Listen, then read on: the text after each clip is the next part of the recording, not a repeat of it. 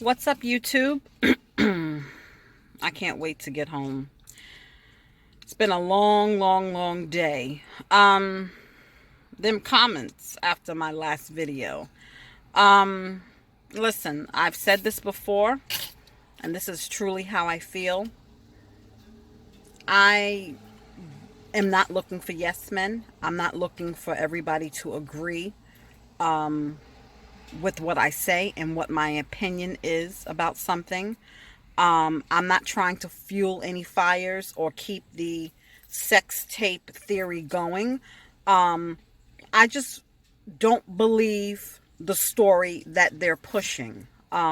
Regardless of what happened, whether it was mistaken identity from the alleged sex tape, or if it was mistaken identity thinking he was with Sunset, the reality is Junior was killed.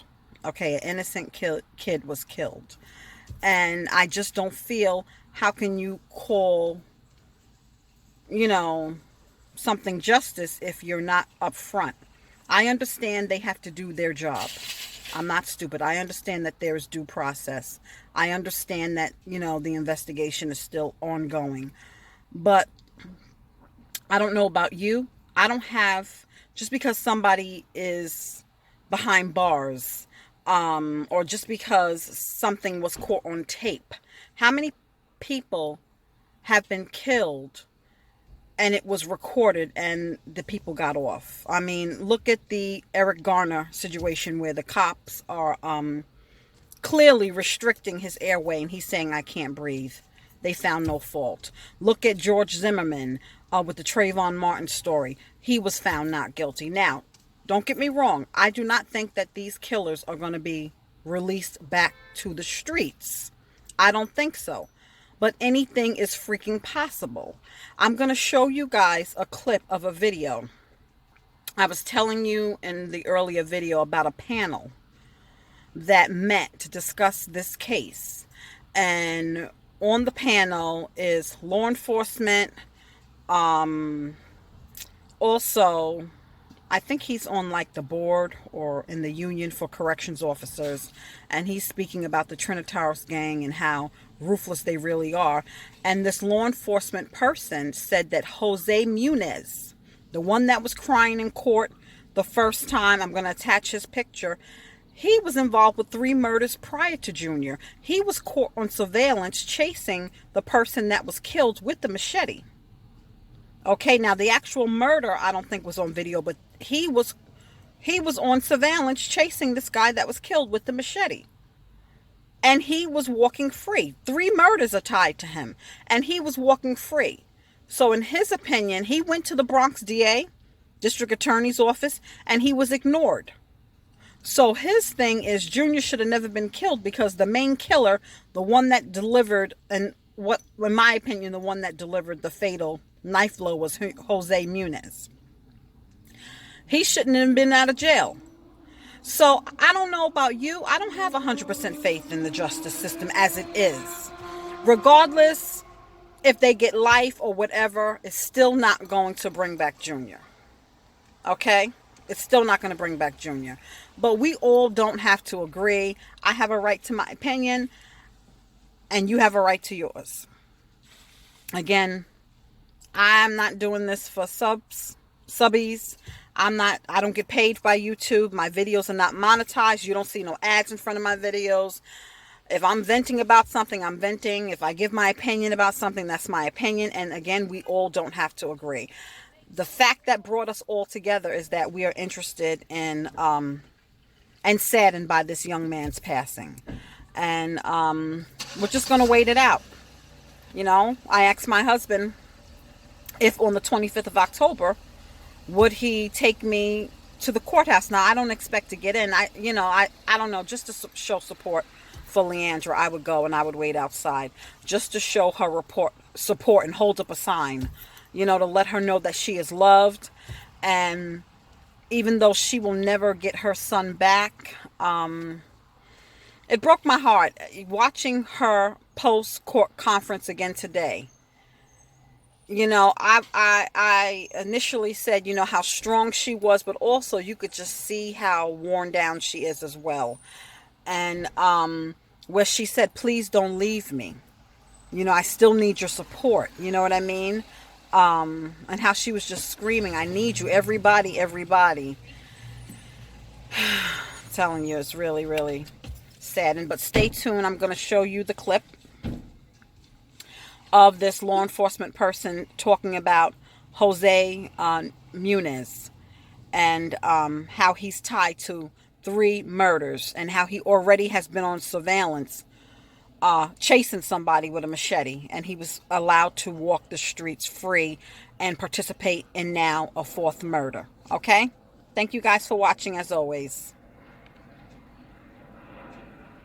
Hey everybody, thank you so much for joining us here on Facebook Live. This is going to be a pretty interesting discussion here as we talk about gangs in New York, specifically the Trinitarios gang, after reporting for the past couple weeks now on the Trinitarios in the case of Justice for Junior, Lisandro Guzman Feliz, you know, the 15-year-old who was killed at the hands of Trinitarios members. So we have quite the panel with us today. We have James Ford, of course, who's been reporting extensively on this case, Manny Gomez, private investigator from Black Ops, and Elias Hussein, the president of the Correctional Officer Benevolence Association. So we'll get to all of them this morning, but I want to start with James, who has been reporting on the case of Junior. Before we get into the conversation about gangs, I just want to get an update on what's exactly happening today in court, or we're going to be after the conversation about gangs. I just want to get an update on what's exactly happening today in court, or we're going to be actually... You guys can come back to this and watch it. I'm not going to play the whole thing, but I just wanted you to know who was on the panel. So he is a retired correctional officer, and this is the gentleman who I was telling you said that he turned over to the Bronx DA surveillance or information about Jose Muniz, who is, before Junior, wasn't tied to 3 murders. He tied him to 3 murders, and he said he was ignored. So I just wanted you to know who these gentlemen was. You can come on the Pix 11 YouTube page and watch it in its entirety, okay? I want you guys to hear this version of the story that this reporter from Pix 11 says, what version he said, okay? And this is why you guys have to understand why I'm so frustrated. It's so many different versions of what happened. Right, so it's the night of June 20th, right? By all accounts, this is a case of mistaken identity. Now, we do know that Junior Guzman Feliz, good kid, he was a police explorer. He's a kid in the Bronx, a normal, popular kid, so he knows a lot of other young people, right, some of whom were involved in gangs. We know that. I mean, his mother has said so. Right. He was not, and apparently a crew of Trinitarios mistook him for a Trinitario gang member. There was apparently an incident the night before involving a case where some of the same 12 were being indicted today, saw Junior with another gang member wanted to from a rival faction of the Trinitarios. And Manny knows a lot about this, so jump in if I'm getting anything wrong. You got it right. And they ended up attacking Junior's friend. The friend asked Junior for help. Junior sort of froze, and he was sort of marked at that point as possibly being involved with a rival Trinitarios faction, even though he was not. The next night, all that happened, and we know the rest. It's terrible. Can we roll that video one more time? Because I just want to showcase the number of people that were on the streets here. So for people who aren't familiar with the Trinitarios, their pattern is a crowd armed with machetes and knives, hunt down, swarm their victims, stabbing and slashing them multiple times, which is what we saw here. Yes. The question is, were these individuals, Manny, known to police?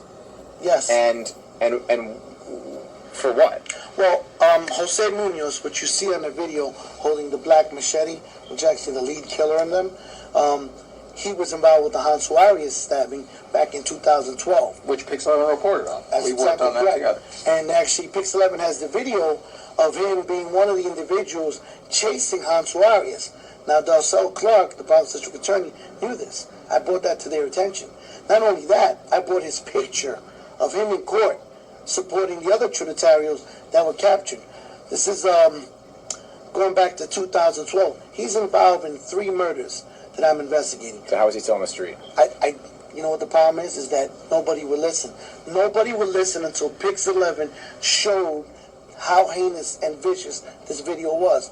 And I hate to say this, but if it wasn't for us witnessing the death of him being stabbed and the fear in his face, this would have gone unknown again. Because every year, in every borough, we have between 15 and 17 murders committed by the Trinitarios.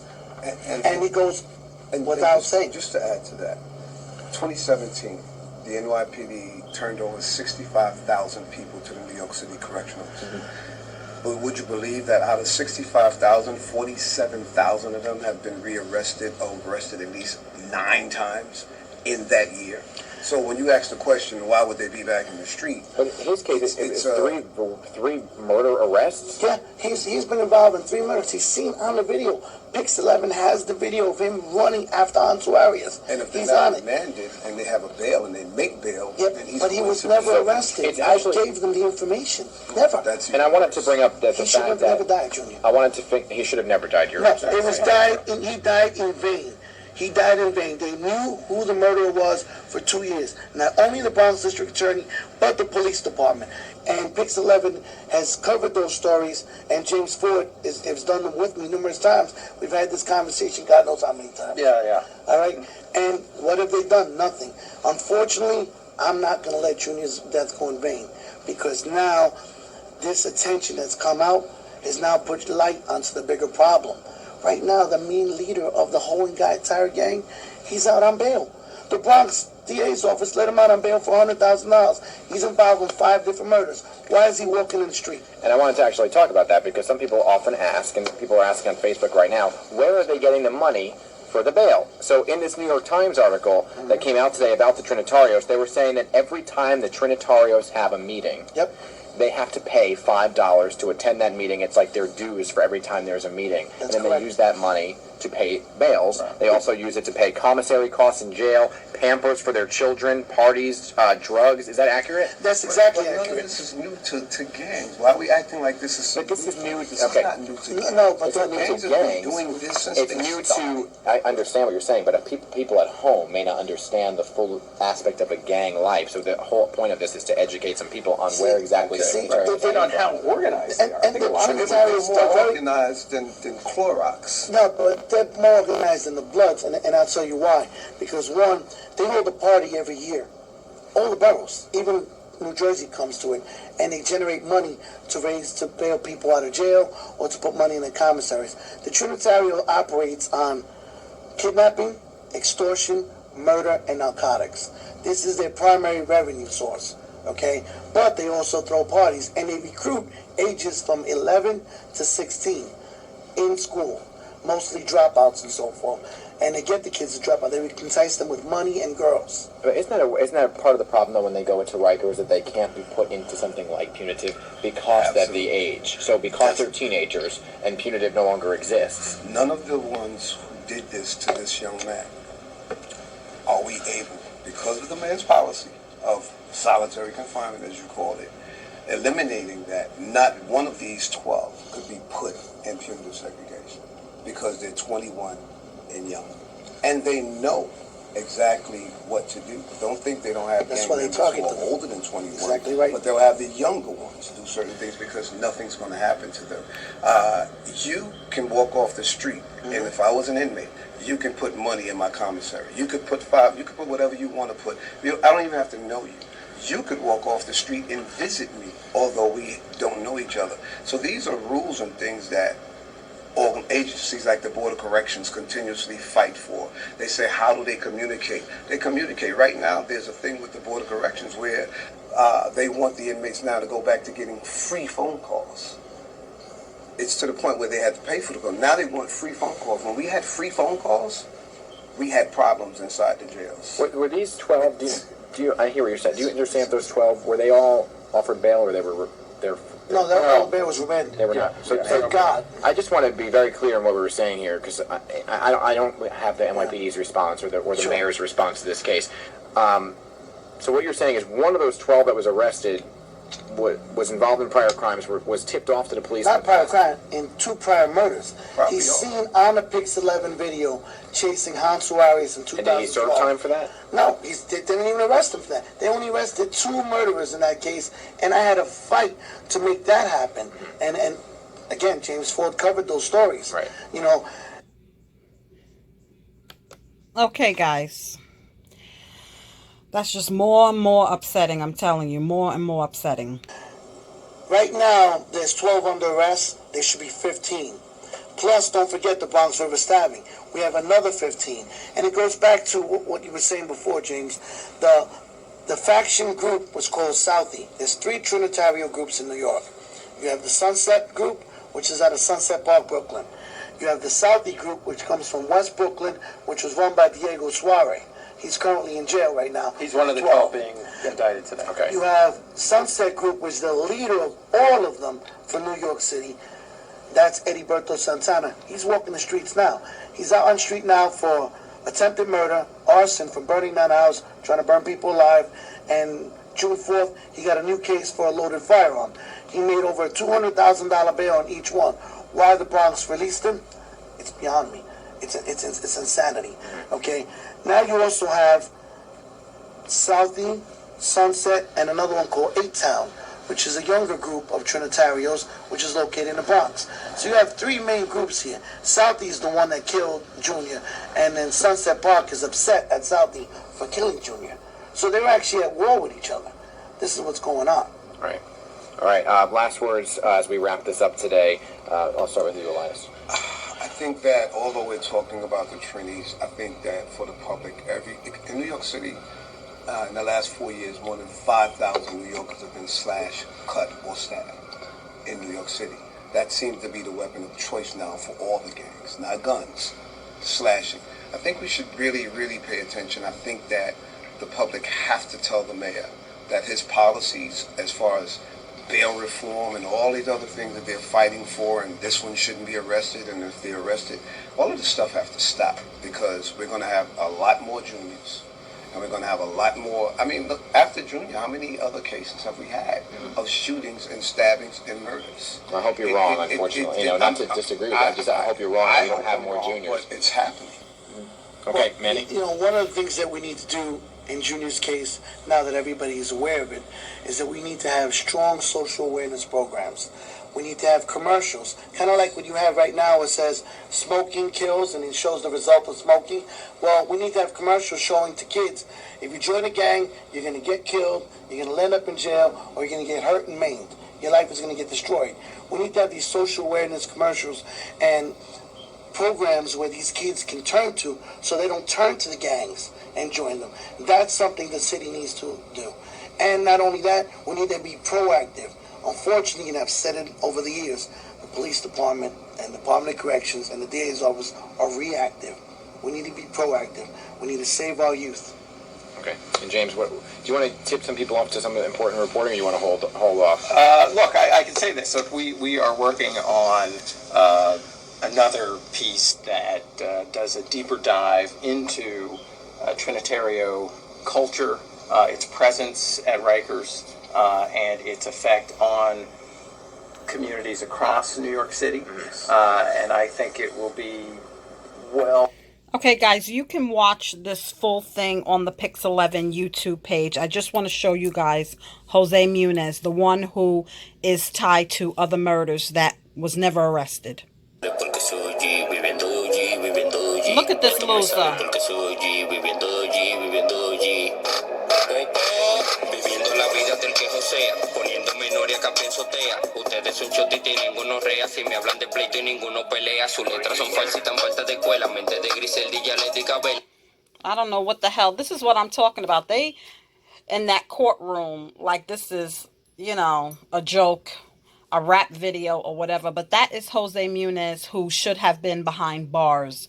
And he had the audacity, if you listen to the man, he went to court in the murder case that he was on surveillance chasing the victim, supporting the other two that got caught. This is just more and more sickening. And again, you could watch the full presentation. I want to get his ugly face. Here he is, that little punk standing up against the wall. It's just really, really a mess. Oh, God, I don't want to see him anymore. All right, guys, thanks for watching.